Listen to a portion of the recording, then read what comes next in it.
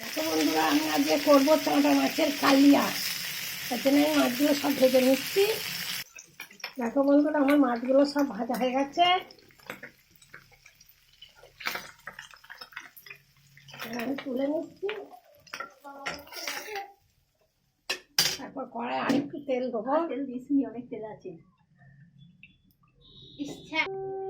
প্রথমে লঙ্কা কুচানো, তারপর দেবো পেঁয়াজ কুচানো,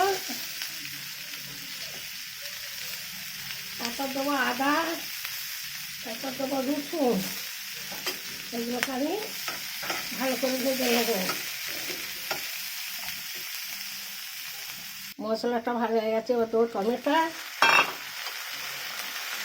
টমেটোটা দিয়ে নুন দেবো। নুন দিলে এটা নরম হয়ে যাবে।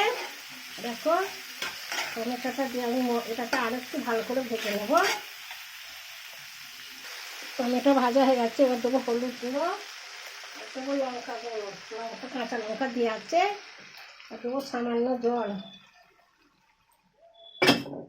দেবো আমচুর পাউডার দিয়ে এটাকে আবারও ভেজে নেবো।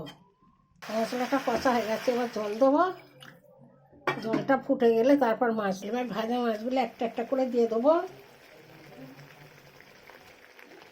আর এখানে 9টা মাছ আছে।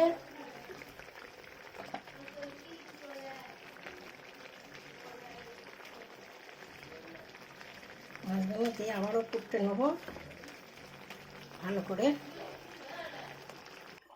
মাছের ঝালটা রেডি। এবার ধনে পাতা ছড়িয়ে নাববে নেবো।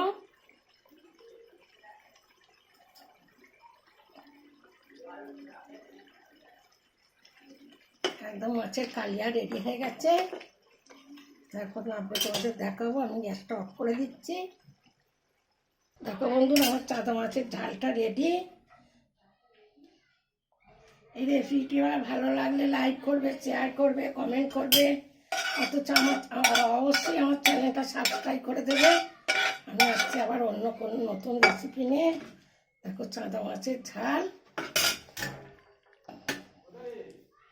আসছি ফিরে।